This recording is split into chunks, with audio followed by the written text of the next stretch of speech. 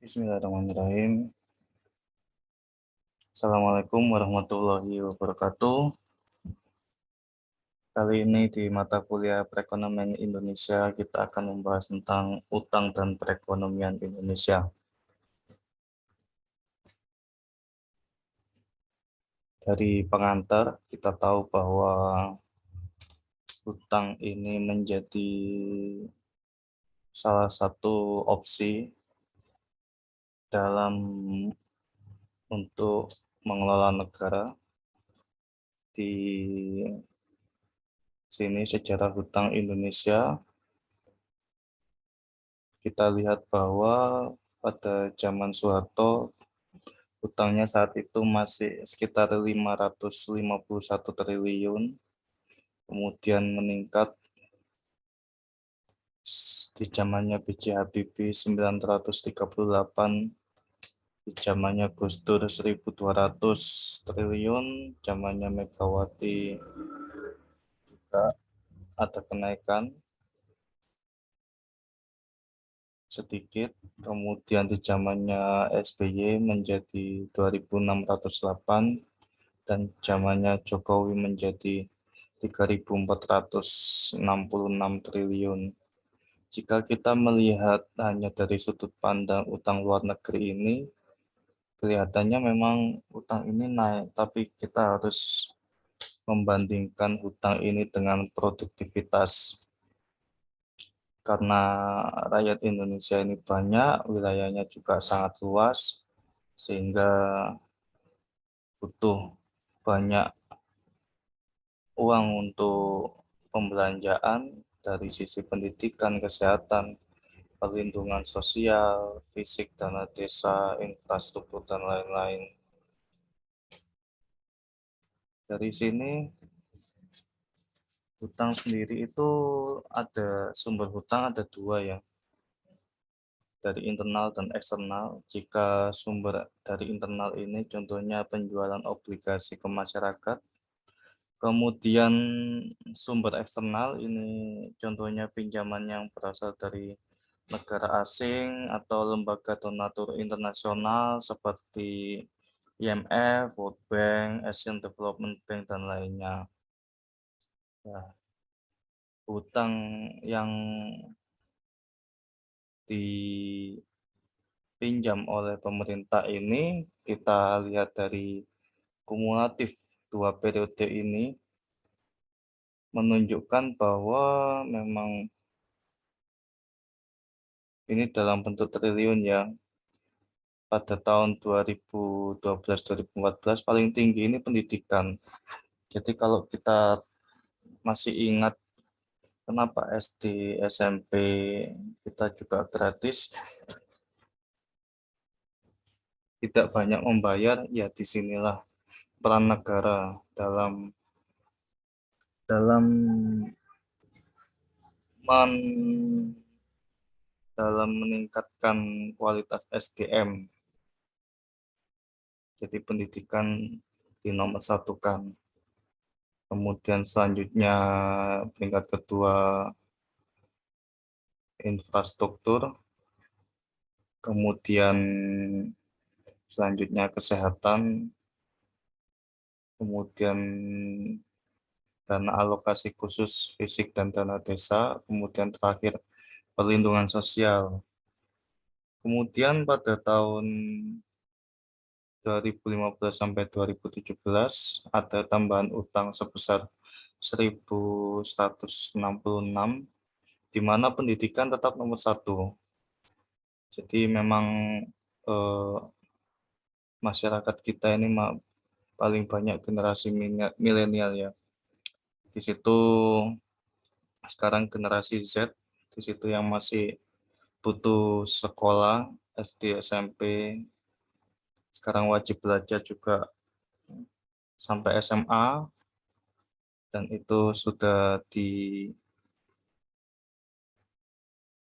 dibiayai oleh negara untuk sekolah dasar negeri atau SMP negeri dan SMA negeri.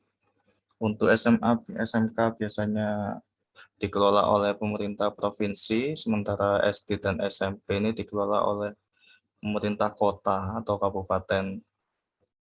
Di sini kita lihat memang pendidikan tetap nomor satu, kemudian selanjutnya infrastruktur, kemudian lah ini yang sebelumnya kesehatan, peringkat ketiga sekarang menjadi dana desa.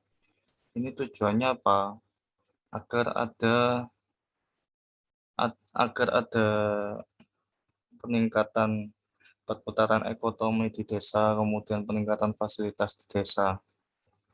Kemudian selanjutnya perlindungan sosial yang awalnya paling buncit, kemudian menjadi peringkat keempat.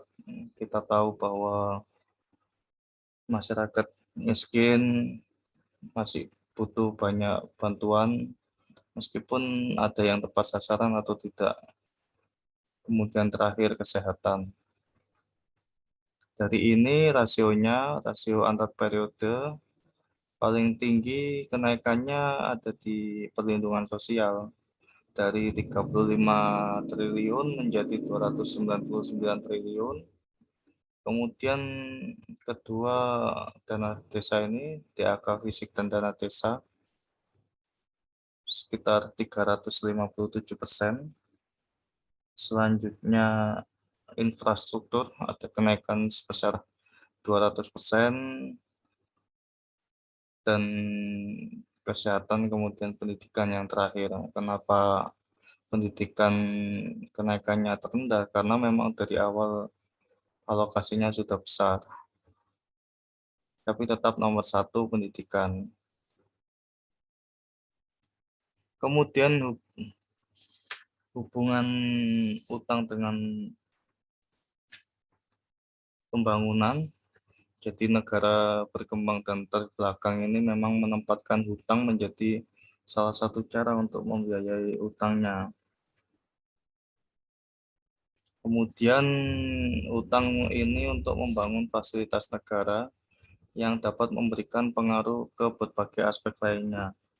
Jadi ketika kita mengambil hutang secara produktif, kemudian digunakan untuk membangun misalkan bandara atau jalan tol, di situ akhirnya ada efek domino ke berbagai aspek.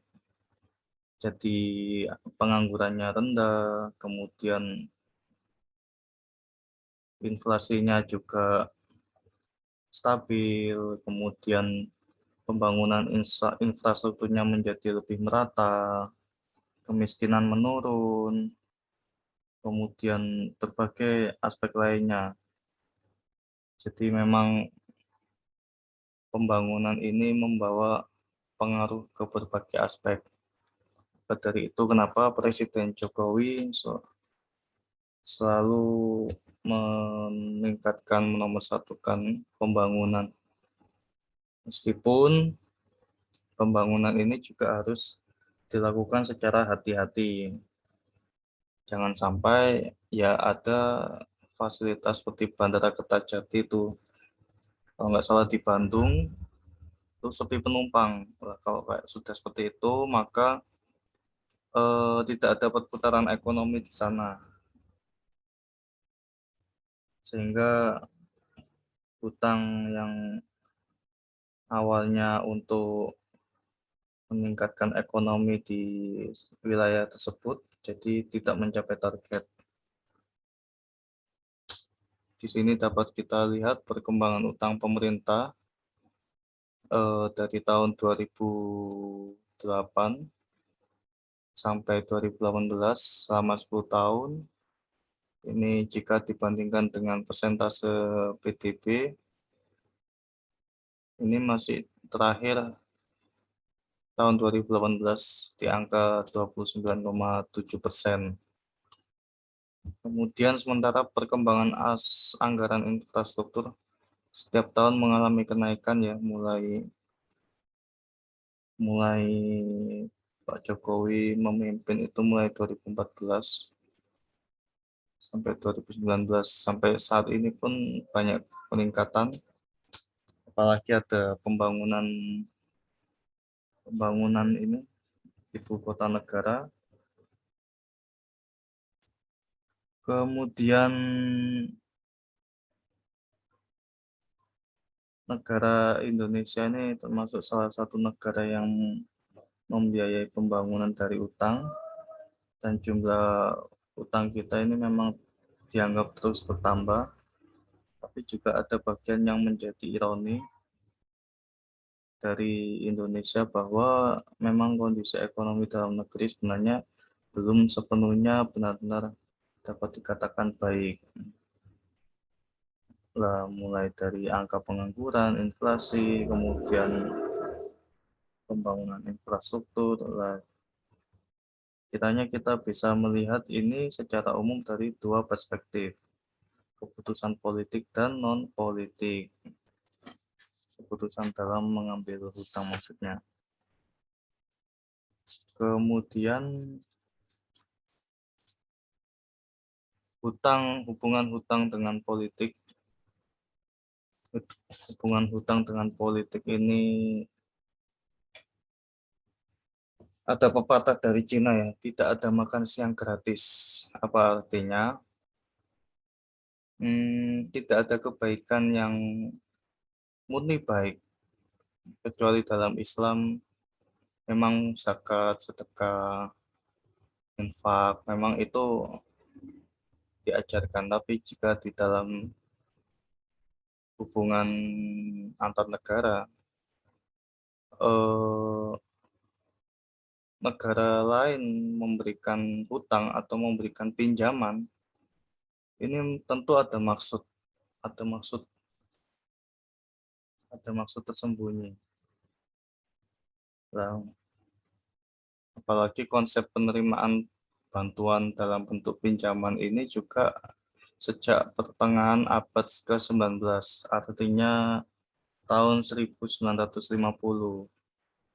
Saat itu timbul Perang Dunia Pertama. Waktu itu 70% investasi luar negeri dikuasai oleh Inggris yang meliputi wilayah-wilayah Amerika Utara, Amerika Latin, Eropa, dan Oseania. Makanya kenapa sekarang negara-negara itu bertekuk lutut dengan Inggris, karena saat itu Inggris yang memberikan pinjaman ataupun bantuan. Kemudian Jepang juga prioritas bantuan kawasan Asia sebesar 60%. Lah, ini kenapa kok Jepang sampai berani memberikan kucuran sebesar ini, terutama di Indonesia. Ini ternyata kita ketahui bahwa banyak sekali produk dari negara Jepang yang beredar di negara Asia, terutama di Indonesia. Nah, itu baik produk dalam kategori otomotif atau non-otomotif.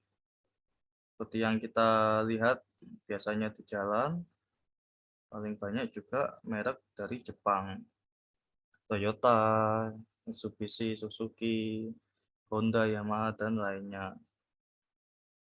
Nah, salah satu bentuk kesepakatan pemakaian bantuannya ini, yang dari Jepang ini, agar dananya dipakai untuk pembuatan jalan atau jembatan, terutama di daerah pedesaan, dengan tujuan agar mobil-mobil buatan Jepang ini dapat melalui jalan tersebut.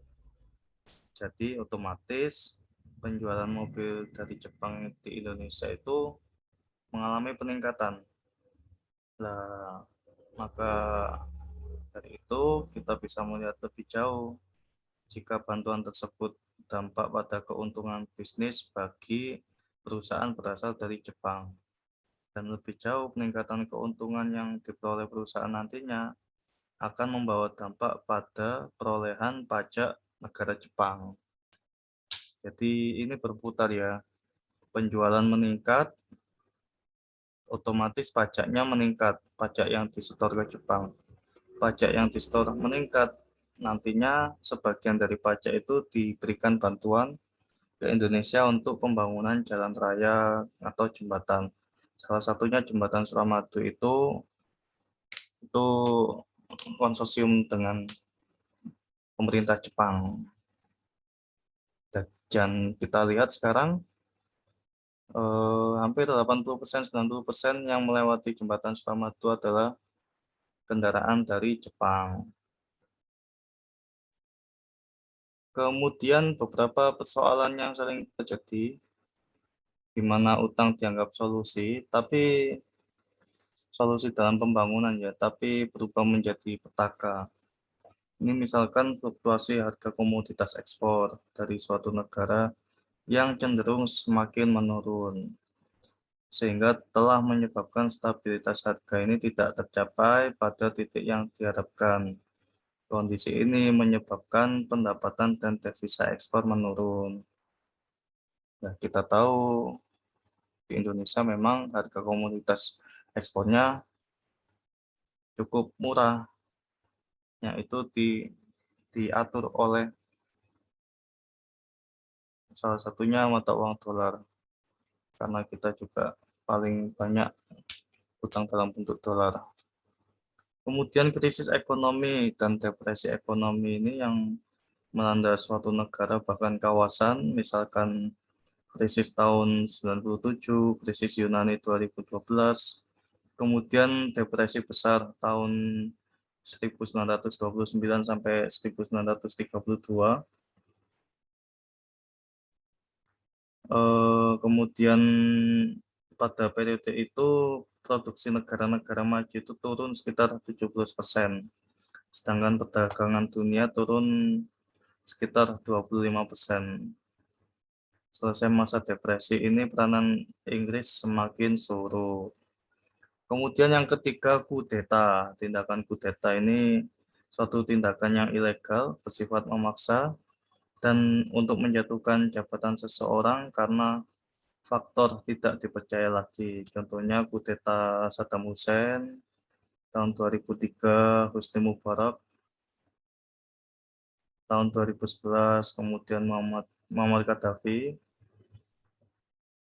ini tahun 2012, Syah Reza Pahlavi tahun 1979, kemudian Soeharto tahun 1998. Nah, ini yang perlu dipahami, kudeta bisa dilakukan oleh kelompok militer atau sipil. Tentunya tindakan kudeta bersifat sangat penuh dengan perencanaan.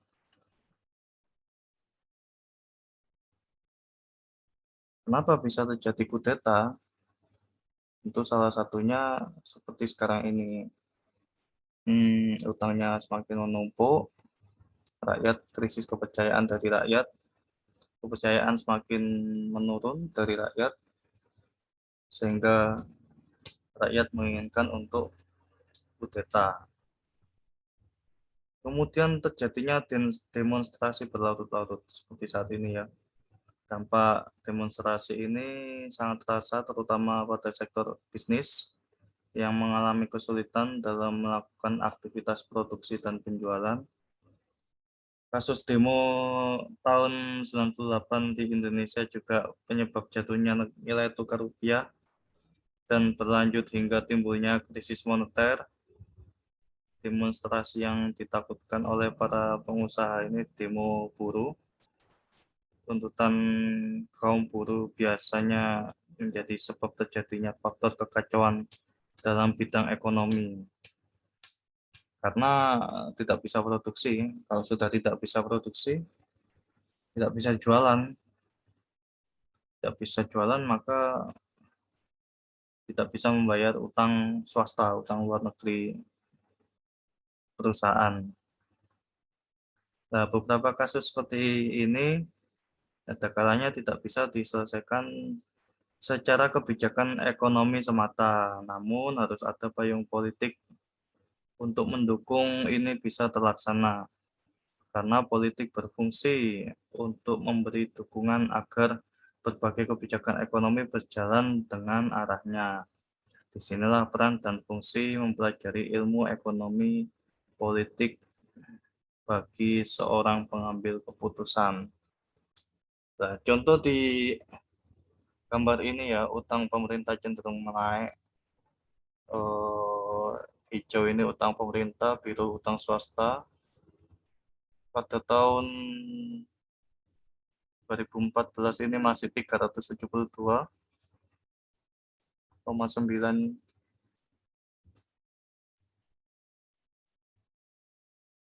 Ini angkanya sepertinya salah ini. Sama semua. Ini kalau tahun 2014 129 tambah 168, 162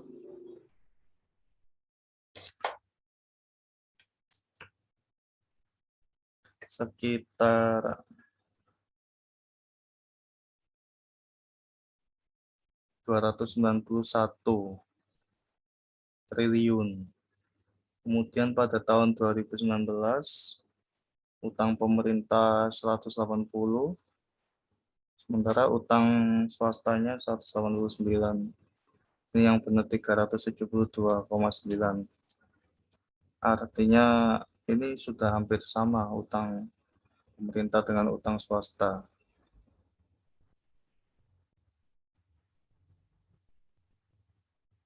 Kemudian komposisi utang luar negerinya. Mas, dari tahun 2008 sampai 2018 masih dominan utang jangka panjang dibandingkan utang domestik, dan cenderung utang domestiknya ini cenderung utang jangka pendeknya menurun ya.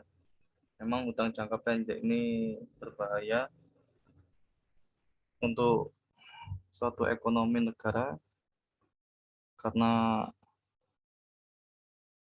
perputarannya masih terlalu pendek, perputaran uangnya, sehingga harus banyak di jangka panjang. Kemudian diversifikasi mata uang. Nah, ini kalau kita lihat dari 2014, 72,4% utang kita ini dalam bentuk dolar. Kemudian dalam bentuk rupiah 13,5%, tertinggi kedua ya. Kemudian Jepang, mata uang Jepang, yen, 8,4%, dan mata uang euro 2,4%. Kemudian pada tahun 2018, nah ini tahun 2018 utang dalam bentuk dolar ini menurun ya dari 72 menjadi 68,3%. Kemudian utang rupiahnya mengalami kenaikan menjadi 19,4%. Ini artinya masyarakat sudah mulai sadar bahwa perlunya bergotong royong dalam meningkatkan ekonomi Indonesia, dan investasi obligasi utang pemerintah itu lebih penting daripada hutangnya diambil oleh mata uang asing. Kemudian mata uang Jepang juga mengalami penurunan yang awalnya 8,4%, kemudian menjadi 6%, tapi untuk mata uang euro ini ada kenaikan menjadi 5%. Nah, yang merah ini lainnya ini berarti seperti mata uang Cina, mata uang yuan. Yang menarik di media itu kesannya seperti Indonesia zamannya Jokowi ini utang ke pemerintah Cina-nya sepertinya sudah banyak. Tapi ternyata dilihat dari data masih lebih banyak utang kita dalam bentuk dolar. Kemudian resiko pembangunan dengan cara berutang dalam mata uang asing. Ini kalau kata Profesor Ricardo Hausman dari Harvard University, ada bahaya utang dalam 4 kategori. Baru ini ya, dia bisa bicara dalam makalahnya yang dipresentasikan di Chulalongkorn University pada bulan Oktober. 2021. Yang pertama, hindari utang publik dalam negeri yang berjangka pendek, karena itu bisa membunuhmu. Sudah dilakukan tadi ya. Kita tahu bahwa tahun terakhir 2018 tinggal 15,2% dan mengalami penurunan setiap tahunnya. Jadi harapannya nanti setiap tahun ada penurunan karena Ibu Menteri Keuangan kita ini paling hebat mengatur keuangan negara sudah berapa tahun, apalagi dulu juga direktur World Bank. Kemudian yang kedua, utang jangka pendek dalam mata uang asing juga bisa membunuhmu. Ini kita lihat di zamannya Soeharto saat itu, akhirnya terjadi krisis. Kemudian yang ketiga, pinjaman dalam bentuk dolar juga bisa membunuhmu. Nah, ini juga sudah disetting kita itu. Ketika kita pinjam utang dalam bentuk dolar, maka ada agenda-agenda tersembunyi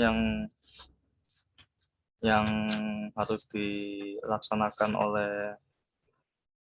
oleh negara tersebut. Misalkan liberalisasi pasar, kemudian privatisasi, kemudian juga kebijakan fiskal yang konservatif dan berdisiplin tinggi.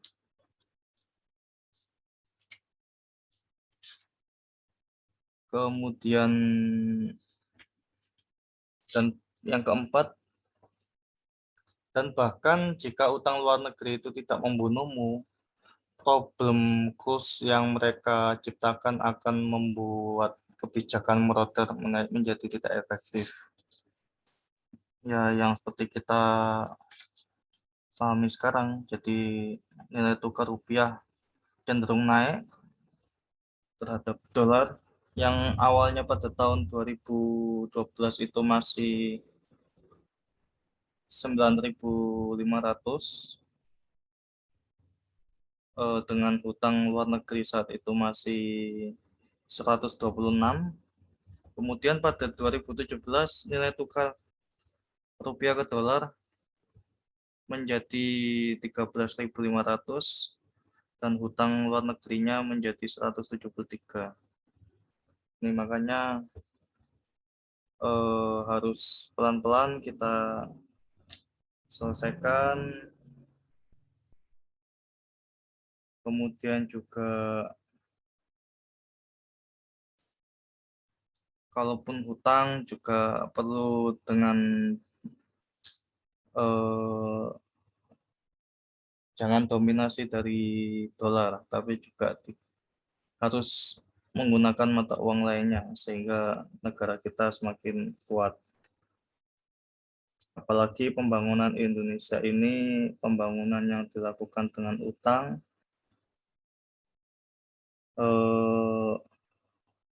Pada saat Indonesia merdeka atau lepas dari penjajahan, kita sudah mulai menerima warisan hutang dari Belanda, seperti yang dulu pernah kita bahas pada konferensi meja bundar tahun 1950, utang pemerintah itu sudah tercatat 7,8 miliar dolar. 7,8 miliar ya.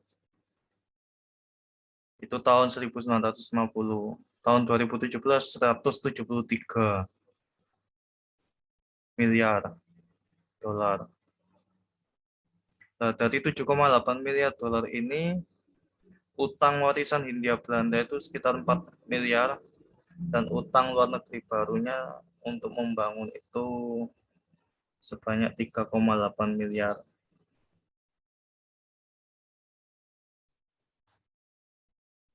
Kemudian obligasi dan commercial paper.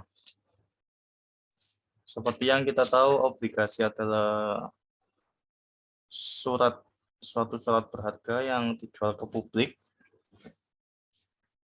Kalau pemerintah biasanya namanya suku itu ya, lebih dikenal daripada obligasi. Di mana di sana berbagai ketentuan dijelaskan, berbagai hal mulai nilai nominalnya, tingkat suku bunga, jangka waktu, nama penerbitnya dari pemerintah atau dari Bank Indonesia atau dari perusahaan swasta. Kemudian beberapa ketentuan lainnya yang dijelaskan dalam undang-undang yang disahkan oleh lembaga terkait. Sesuai peraturan pemerintah nomor 7 tentang pinjaman daerah. Jadi pemerintah daerah ini dapat menerbitkan obligasi ke luar negeri dengan persetujuan pemerintah pusat. Jadi misalkan Surabaya ini menerbitkan obligasi untuk pembangunan fasilitas umum di Surabaya.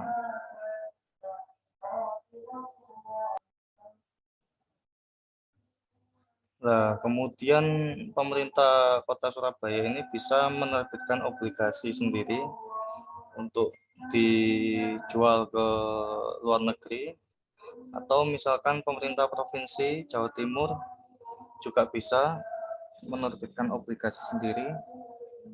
Ini karena eranya sudah era otonomi daerah. Kemudian peringkat obligasi ini dulu zamannya awal Jokowi jadi presiden itu masih peringkat BBB B3.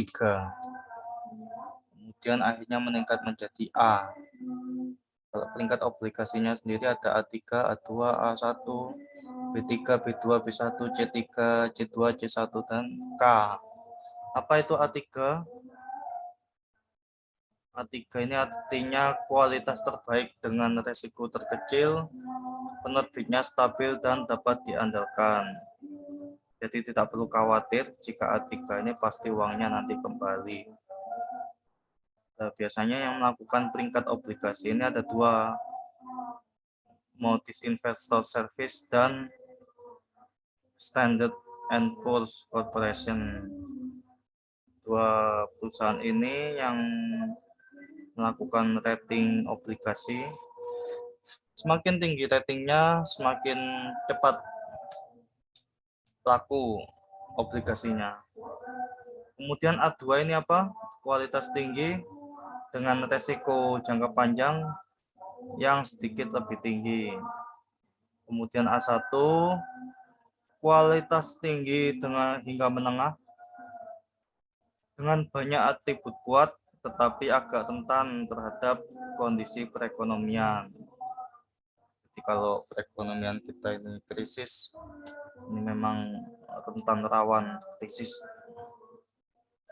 Kemudian B3, kualitas menengah, jangka pendek memadai, tapi kurang dapat diandalkan untuk jangka panjang. Nah, jadi kalau B3, kita juga kesulitan mengeluarkan obligasi yang jangka panjang 50 tahun, 60 tahun, atau 70 tahun.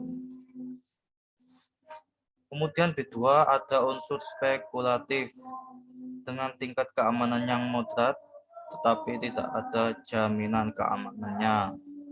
Jadi harus siap-siap resiko uang hilang. B1 mampu membayar sekarang, tetapi dengan resiko macet di masa yang akan datang. Kemudian C3, ini kualitas rendah, bahaya nyata, kegagalan pembayaran di masa yang akan datang. C2, kualitas yang berspekulasinya tinggi dan seringkali gagal.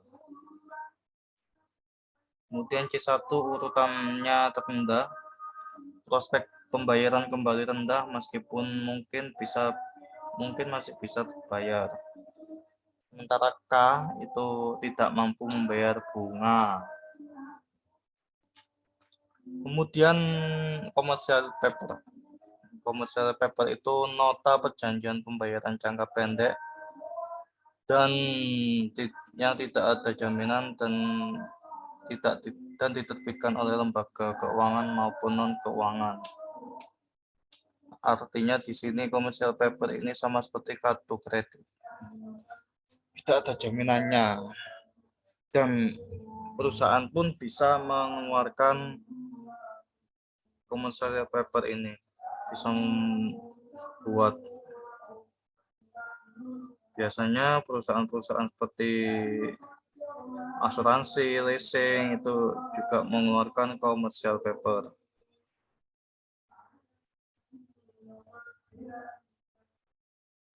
Nah, kemudian untuk dana yang dipakai menghasilkan produk dari commercial paper ini harus keseimbangan jumlah cash money-nya yang dikeluarkan harus seimbang dan kemampuan menghasilkan produk adalah sesuatu yang harus benar-benar dikontrol dan dikonsep dengan baik.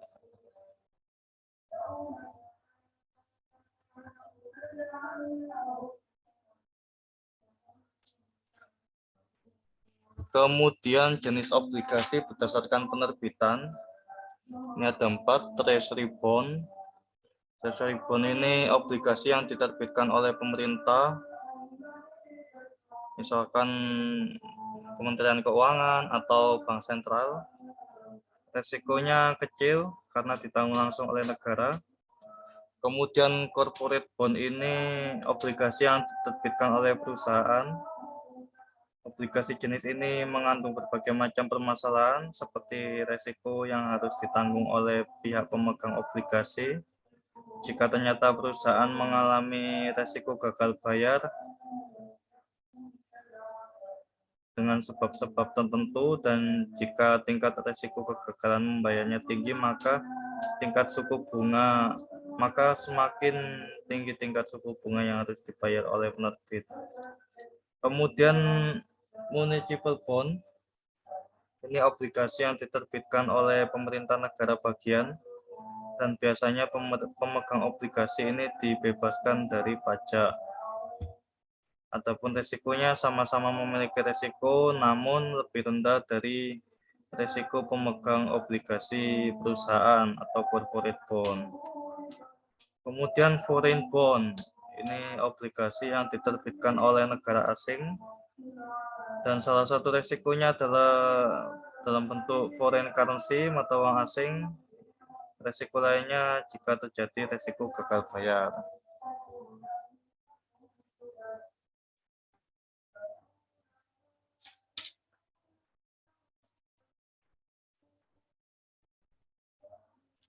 Alhamdulillah sudah selesai. Semoga materi pembelajaran ini dapat bermanfaat. Jika ada kesalahan yang sengaja baik tidak sengaja mohon dimaafkan. Mari kita tutup dengan doa kafaratul majelis. Subhanakallahumma wa bihamdika asyhadu an la ilaha illa anta astaghfiruka wa atubu ilaik. Wassalamualaikum warahmatullahi wabarakatuh.